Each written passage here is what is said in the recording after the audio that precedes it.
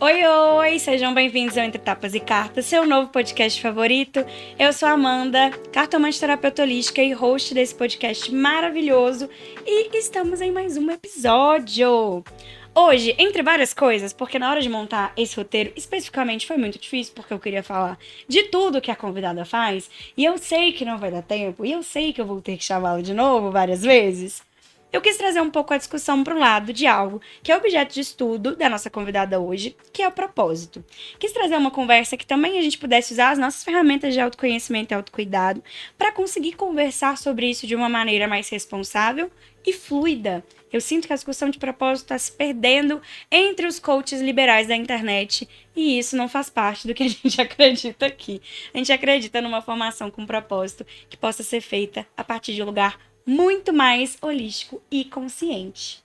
E hoje eu trouxe Nayara Tamaino, que é astróloga, terapeuta holística, ela tem formação em cristais, originalmente ela é formada em letras, porque aqui eu estudo a vida do convidado. Seja bem-vinda, Nayara! Muito Tô obrigada, muito feliz em poder Amanda. te Eu receber. estou muito feliz com esse convite, me sentindo muito chique depois dessa apresentação. Tá vendo? Estudada, tão bem elaborada.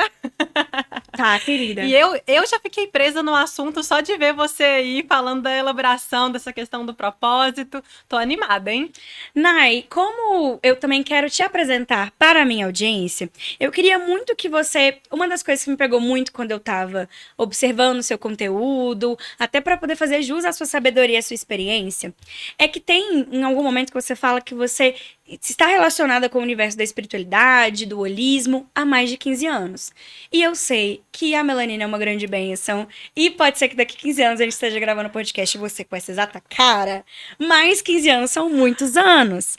E aí eu queria entender um pouco como foi a sua iniciação nesse universo, quando que você despertou para essa possibilidade de ver o mundo com os olhos da espiritualidade, da astrologia, do holismo, e o que que te fez continuar? Uhum. Essa pergunta é muito interessante porque eu tenho observado muito o lugar de pessoas pretas dentro deste novo olhar da espiritualidade, né?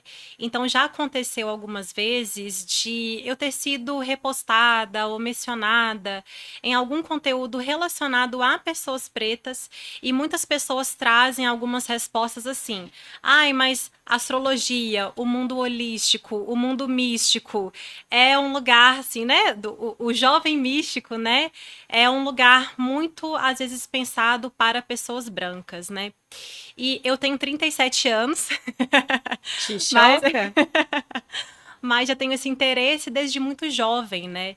E a diferença antigamente era ainda mais gritante, porque às vezes a gente tinha festivais de yoga, manifestações assim relacionadas à cultura da magia, da bruxaria. E, gente, 15 anos atrás era muito mais difícil de ver pessoas pretas nesse ambiente, né?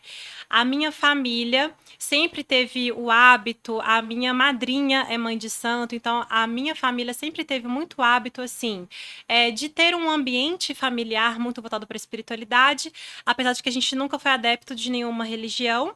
E quando eu era adolescente, a minha irmã me levou para começar a frequentar um centro espírita. Então eu comecei a desenvolver, né, esse tempo de dedicação muito, mas eu acabei percebendo que era um ambiente, sim, muito embranquecido, muito elitista, muito academicista, né, dentro do espiritismo kardecista.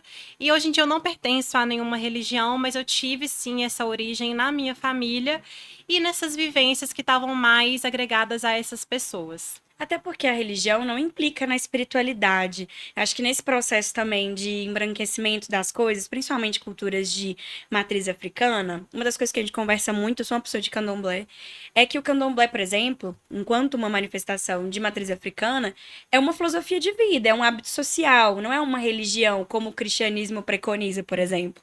Então a gente percebe que mesmo que 15 anos atrás as coisas fossem muito diferentes, eu imagino, né? Porque o mercado editorial se apropriou da astrologia. A revista Capricho botava lá o signo da Britney Spears e pessoas que falavam disso desde sempre, pessoas pretas, pardas, pessoas ciganas, ficaram à margem desse avanço do mercado editorial, e a astrologia se popularizou muito no Brasil, né? Sim, Amanda, principalmente quando estamos falando de astrologia. A astrologia tradicional, ela vem muito do mundo grego, a gente tem autores antigos como o Ptolomeu, mas a astrologia tradicional, ela teve uma influência muito forte de autores árabes, como Al-Kindi, Abu Mashar, que são pessoas pretas. Então, quando a gente tem toda uma introdução, principalmente quando a gente vai olhar os aspectos, já tô falando aqui um pouquinho de astrologia. Eu amo. Vambora. Mas quando a gente está falando de aspectos dentro da astrologia, esses conceitos foram criados e preconizados por árabes, né, que eram pessoas pretas. Então, esse movimento da gente ver, né, toda assim essa popularização da astrologia, sim, me beneficia muito. Mas não tanto quanto deveria. Exatamente. Gostaria de me beneficiar ainda mais. Mas é interessante a gente pensar no quanto essa popularização, né, desse conhecimento e vários outros conhecimentos trazidos para o Ocidente por pessoas pretas, né, por pessoas nativas da nossa terra, o uso dos cristais, o uso das ervas. Então, isso é algo que eu tenho tentado, assim, combater, de a gente ter esse rótulo, da jovem mística, e principalmente, né, no meio de pessoas pretas, porque esse é um saber muito de pessoas, né, que quem trouxe mesmo foram pessoas não brancas, né, foram pessoas colorizadas. Então, eu acho que isso é um resgate, né, a bruxaria, o uso mesmo do conhecimento dos astros, né? Foi algo preconizado, já usado ali no Egito. Então, assim, eu acho que esse retorno à nossa sabedoria primordial é muito importante. E quando a gente vai construir esse caminho, né, das terapias dentro do contexto do seu trabalho, quando eu estava pesquisando sobre a formação que você tem sobre propósito, a gente vai falar um pouquinho disso. Eu fiquei pensando, e aí a gente conversou no WhatsApp, eu fiquei pensando muito numa coisa, em como esse resgate ele está muito presente, muito vivo no seu trabalho. Porque a primeira coisa que o processo colonial faz é destituir pessoas escravizadas de propósito. E poder falar disso agora, enfim, no contexto em que estamos, é também uma forma de constituir de novo esse espaço de resgate do propósito. E aí o que eu queria te perguntar como você entende esse diálogo entre o propósito e o seu trabalho, discussões sobre o propósito e o seu trabalho, e se você tem clareza sobre o seu propósito, porque eu acho isso uma discussão muito elaborada, né, muito complexa. Ter clareza sobre o que me traz realização, eu vou só voltar aqui um pouquinho para falar um pouco sobre o meu conceito, o meu entendimento de propósito de vida, né? Então, eu acho que o propósito, ele tá muito ligado à nossa ideia de realização e satisfação, né? É algo que dá pra gente uma sensação muito forte ali de missão e de dever cumprido. Então, sobre isso, o que me traz satisfação, o que me traz realização, hoje em dia eu tenho muita clareza. Quando eu comecei a me introduzir ali na astrologia, eu trabalhei como maquiadora, eu fiz vários tipos de trabalhos diferentes. Eu acho que é importante a gente entender que o nosso propósito não é uma coisa só. Então, acho que é muito importante a gente entender os nossos nãos, né, até a gente conseguir encontrar um sim. Então, hoje em dia, eu tenho muita clareza sobre o que me traz satisfação, o que me traz realização. Agora, os meios e as ferramentas necessárias para chegar até lá, gente, assim, todo mês bate uma incerteza. Quem tem muita certeza, assim, tá esquecendo de alguma coisa, tá desviando o olhar de alguma coisa. Então, eu acho que é interessante a gente pensar o propósito nesse sentido do que tem muito a ver com a gente, né? E aí, essa questão da gente pensar, né, enquanto uma pessoa preta, principalmente inserido numa sociedade capitalista e isso é uma coisa que eu acho interessante, não sei se já estou dando aqui um spoiler do que a gente vai falar, mas então a gente está falando sobre essa questão das dúvidas, né, e das certezas. Eu acho que assim, quem fala que não tem nenhuma dúvida sobre o propósito de vida, gente, não tá vendo alguma coisa, não tá enxergando alguma coisa, porque é importante a gente ter clareza sobre o que é essencial, né, pra gente, nos diferenciando do que as pessoas estão pregando, das expectativas das pessoas à nossa volta, mas eu acho que fica muito forte um senso do que me traz satisfação. Agora, quando a gente vai falar das ferramentas e dos caminhos para chegar até lá, aí assim, é uma dúvida, é uma incerteza por semana. Ou por hora, às vezes, dependendo do nível de perturbação que você tá, uma incerteza por segundo. Com certeza. Então, eu acho que hoje em dia, quando a gente está falando de propósito, né? Eu me lembro de ter feito uma mentoria de carreira e a mentora falou assim: gente, eu não aguento mais dessa palavra propósito. Virou um clichê do mercado, principalmente mercado de desenvolvimento pessoal. Exatamente. Mas eu acho que, gente, é um clichê, mas a gente fala que vai ter uma vida sem propósito, né? Eliminar esse conceito também da nossa vida, eu acho perigoso. E principalmente no mundo do autoconhecimento, eu acho que a gente tem percebido, né, coaches, gurus, coisas que se popularizam e se fortalecem para uma grande massa, porque foi algo que funcionou muito, né? Eu comecei a reparar que muitas pessoas falavam assim: não, o mais importante da sua vida é a família, porque depois que eu larguei o trabalho, essa corrida capitalista e foquei completamente na família, a coisa deu muito certo para mim. Aí a gente já pega uma outra pessoa que vira e fala assim: não, eu encontrei satisfação depois que eu fiz o meu primeiro milhão, que eu tive sucesso, que agora eu posso comprar o que eu quero e etc. E já não. A outra pessoa fala que encontrou a iluminação, Fazendo o uma caminho da transição de vida. carreira, que agora é tópicos em alta. Fiz uma transição de carreira, Uma transição de agora sou carreira. nômade digital. Nômade digital, um caminho na espiritualidade. Então, assim, a gente tem que ter muito cuidado com isso. Com essas receitas prontas, né? Exatamente, porque uma coisa que funciona para uma pessoa não necessariamente vai funcionar para você. Então, eu bato muito na tecla de usar o mapa astral como uma ferramenta de autoconhecimento para você entender o seu propósito de vida. Porque, gente, não quer dizer que não vai ser a família, não quer dizer que não vai ser o dinheiro. Uma pessoa, né? Eu fico vendo os vídeos da MC Sophie, eu acho ótimo, ela falando que assim, né? O negócio é viajar para Europa e ganhar dinheiro. Preta Esquece do cara, resto. como ela mesma diz. Né, o negócio. Então, assim, para aquela pessoa específica, é aquilo que vai funcionar, mas isso não necessariamente vai funcionar para você. Então, eu enxergo esse autoconhecimento, né, como algo essencial, e tenho aí uma pastral que é literalmente um mapa para te falar, né, os caminhos que estão mais favorecidos para você. Onde no seu mapa você percebeu o seu propósito e como ele se constitui para você? Como você faz uso desse conhecimento sobre o seu propósito para guiar suas decisões, as suas escolhas, os seus caminhos? Como que você consegue internalizar esse conhecimento, já que você está nos guiando através dele? Pois é, foi algo muito curioso, assim, existem alguns pontos no mapa astral que a gente consegue mapear de uma maneira mais, assim, evidente as questões que têm a ver com o propósito de vida. Então, se você gosta de astrologia, já pega o lápis e o caderninho. E bom, A gente tem algumas casas materiais que falam de trabalho, dinheiro, mas vai muito além disso, porque é o que a gente fala, né? A casa material no nosso mapa astral, na mandala do nosso mapa astral, é onde a gente está ali manifestando, né? Essas casas são as casas 10, 2 e 6. Então, eu comecei a reparar que eu sempre gostei muito de dar aula, de me comunicar, de atender pessoas, mas eu fui professora de inglês durante 10 anos da minha vida. E aí eu era aquela professora que via quando a turma estava muito agitada, falava: gente, vamos fechar o olho por 10 segundos. Sempre fui uma professora muito preocupada com questões político-sociais, aí na escola eu não podia falar. E aí toda essa insatisfação de ter que me prender a uma matéria, né, de ter que prender ao inglês, sendo que isso começou a ficar sufocante, porque o que eu queria trabalhar com as crianças era o desenvolvimento emocional, o desenvolvimento enquanto ser humano. E é claro que dá para fazer isso na sala de aula, mas eu queria focar apenas nisso. E eu tenho um Mercúrio, que é esse planeta que fala de comunicação, de ensino, nesse ponto alto que fala ali do propósito de vida.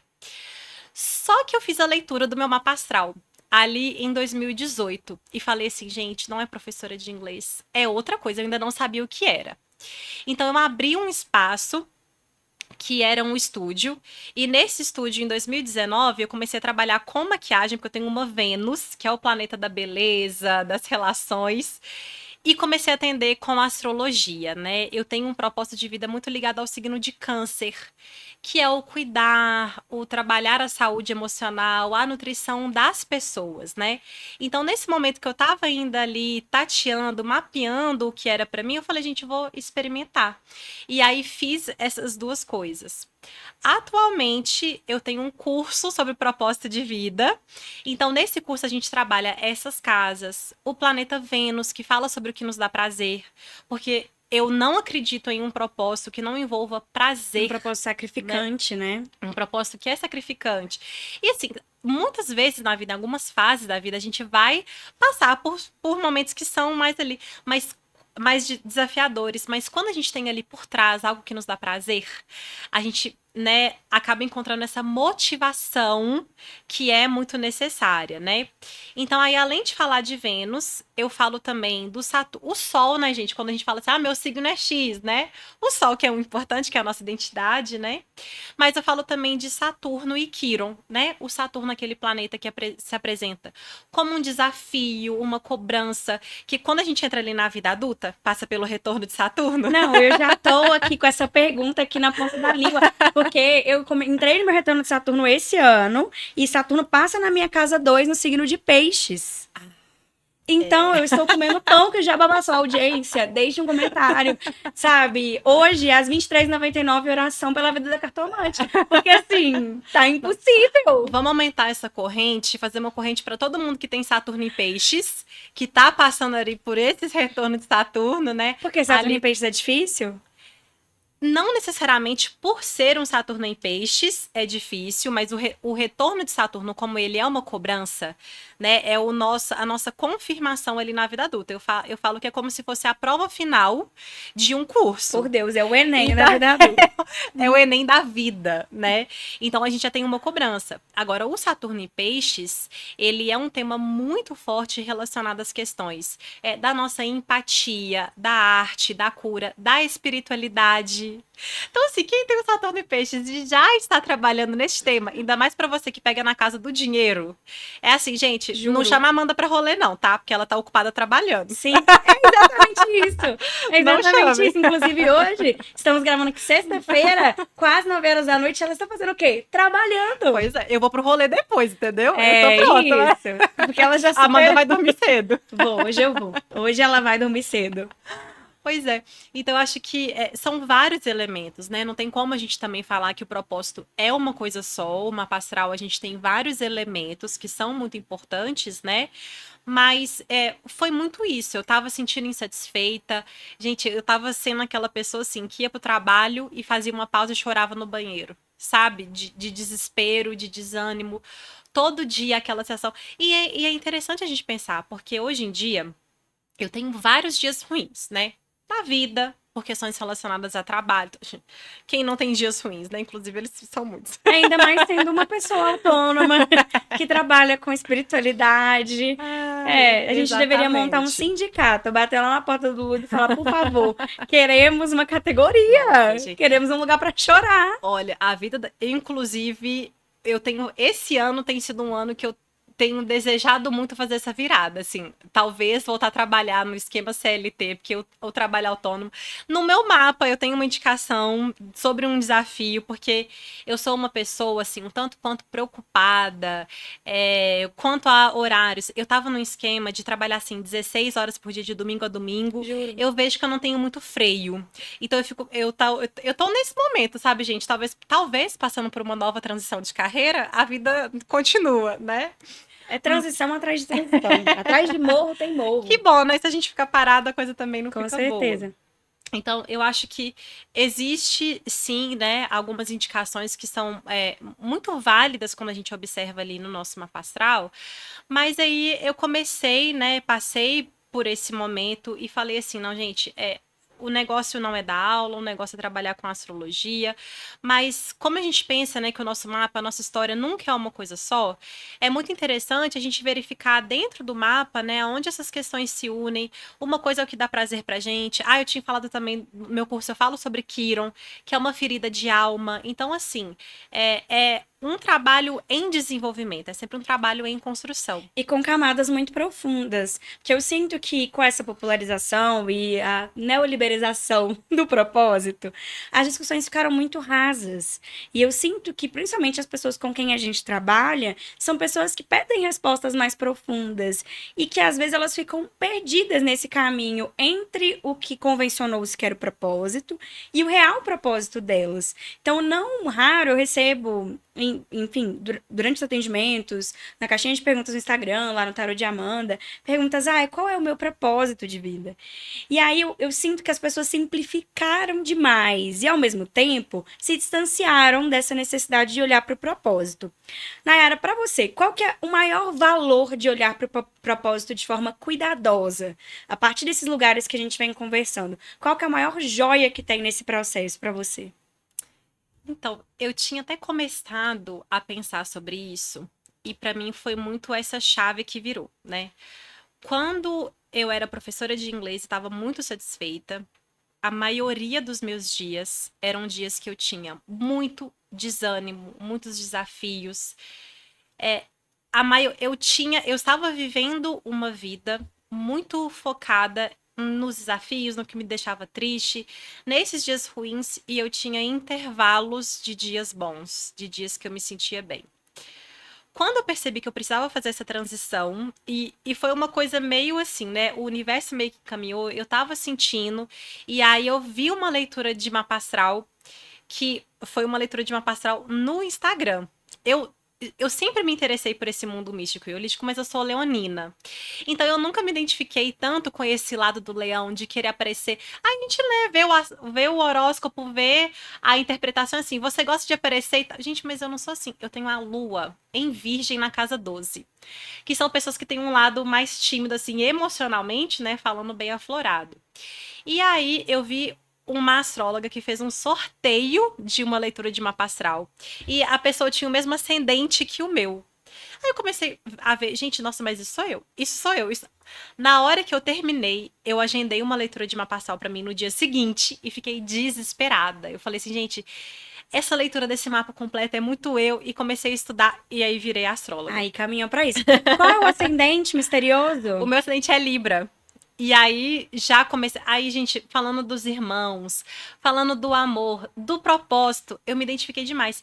Então, hoje em dia, é claro que eu tenho dias que são ruins, dias que são desafiadores, na vida autônoma, mas acho que foi muito essa virada, sabe? Eu sinto muito pra gente, eu amo atender pessoas. Eu realmente encontrei algo que se não tivesse dinheiro envolvido, se eu fosse herdeira, eu ia continuar atendendo uma pastoral ali ou outro de vez em quando. Porque é uma coisa que me dá muito prazer.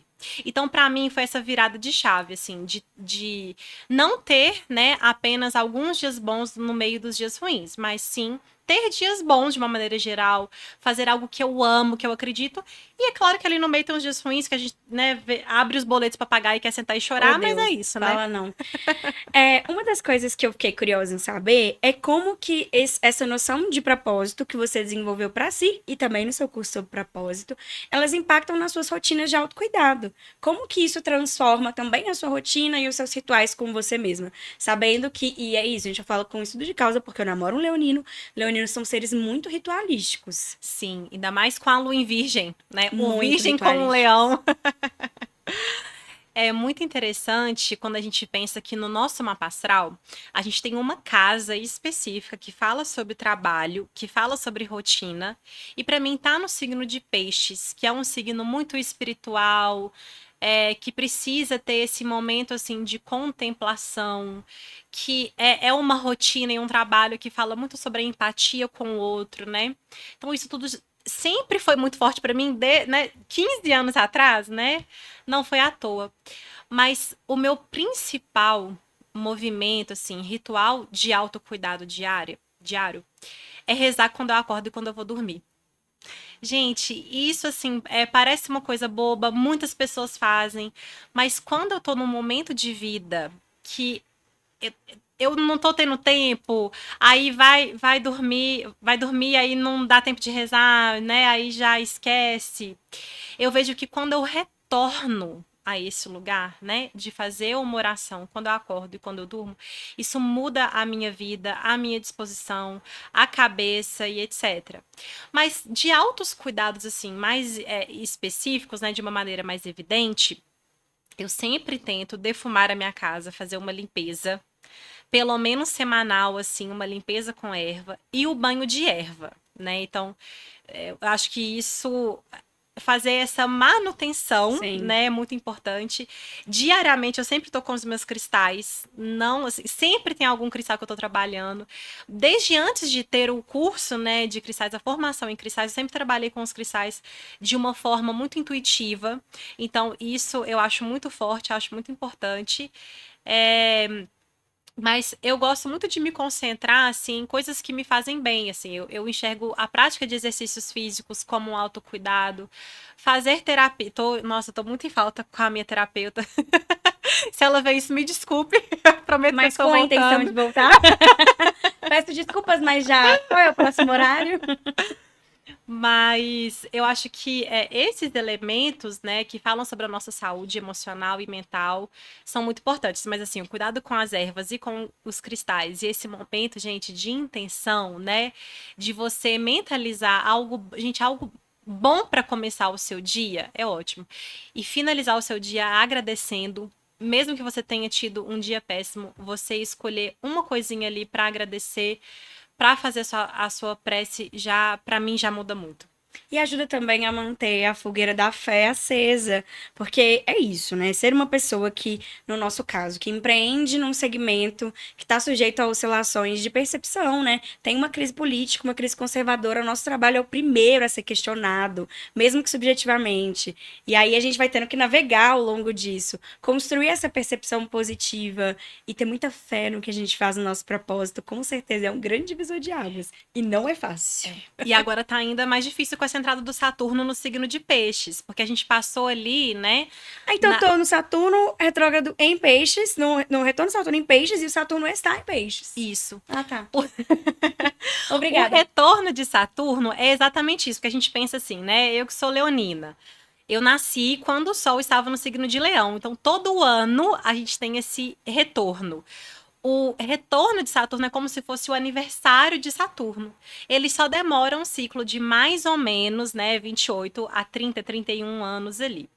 Então a gente passou ali pelo período da pandemia, a gente começou com o Saturno em Capricórnio, finalizou com o Saturno em Aquário, e agora essa entrada do Saturno em Peixes, o Saturno ele é um planeta muito social, então todas as pessoas da sociedade estão questionando, né, as suas atitudes, a sua responsabilidade enquanto a espiritualidade. E isso vai até maio de 2025. Até lá, gente, o questionamento sobre a espiritualidade vai ser muito forte. E aí, para as pessoas que têm o Saturno no signo de Peixes, que estão passando por esse retorno, isso é ainda mais forte, porque é aí que você tem o seu senso de sucesso, de dever cumprido, de maturidade, de responsabilidade, né? Então, E a paz nunca foi uma opção. É uma paz astral sem paz. Porque é uma Ariana com acidente em Aquário, uma Lua em Leão, agora um Saturno em Peixes. Gente, você é a pessoa que quando pergunta qual o seu signo, você fala... Eu não quero responder. Para a gravação. Eu já falo, não, gente, hoje eu não vou responder. Hoje eu quero que vocês adivinhem. Não tem signo ruim, viu, gente? Amanda é essa pessoa maravilhosa.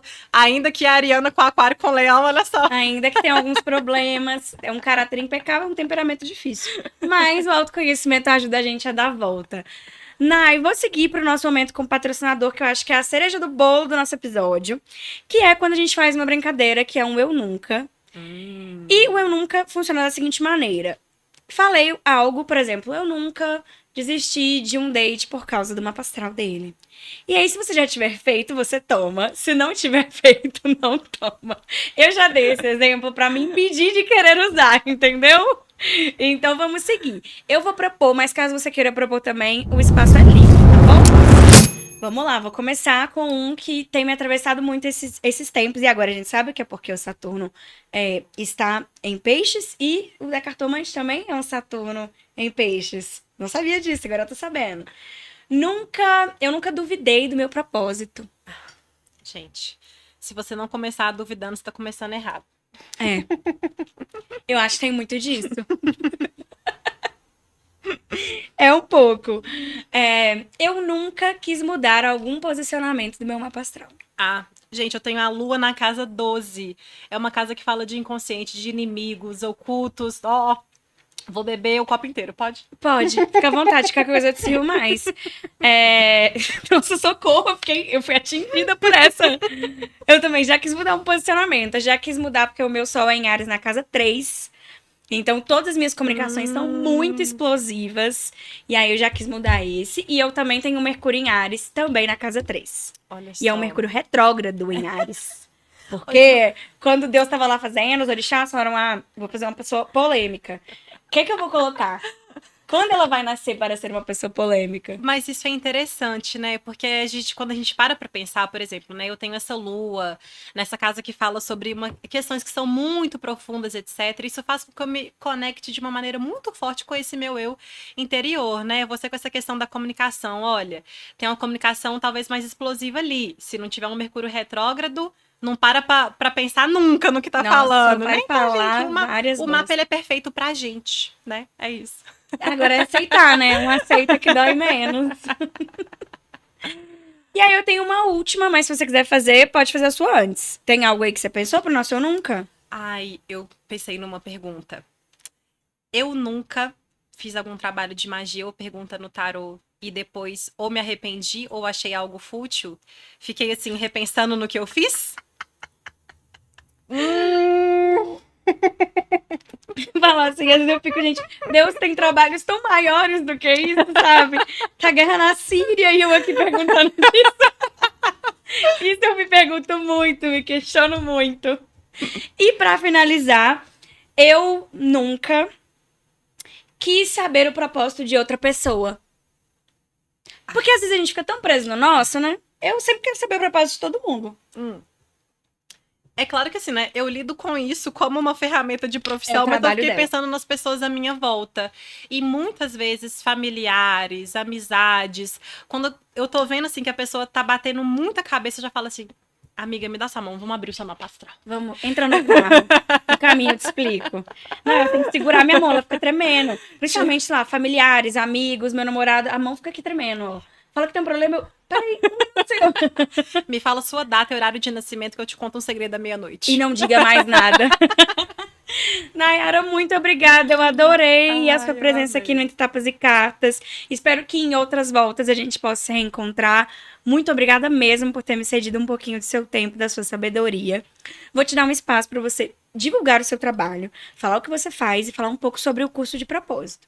Perfeito, pessoal. Eu faço leituras de mapa astral, revolução solar. Agora eu estou fazendo mapa do amor e sinastria. E também tem um curso sobre propósitos de vida na plataforma do Personari Cursos. Acho que meu Instagram deve estar aparecendo, né? Está aparecendo. Está aí meu Instagram, todos os links na bio, é só me chamar. Muito obrigada pelo convite, meu bem, eu amei muito. Eu que te agradeço, eu que te agradeço. Pessoal, se você chegou até aqui, no episódio teve oração às 23h99 pelo Saturno em Peixes da Cartomante, teve revelações bombásticas, mas teve muita conversa franca, responsável e sincera sobre propósito. Se você gosta desse tipo de conteúdo, ativa as notificações aqui no canal do YouTube. Se você está ouvindo só a gente pelo Spotify, vai pro YouTube ver, porque a Nayara entregou looks. Ela serviu look hoje, tá? É o ascendente Libra da gata, que ela revelou pra gente aqui. Deixe um comentário, sigam a gente nas redes sociais. Eu espero que o Entre Tapas e Cartas tenham muito mais episódios. E sim, patrocinadores, estou falando diretamente com você agora. Um cheiro e a gente se encontra por aí na internet.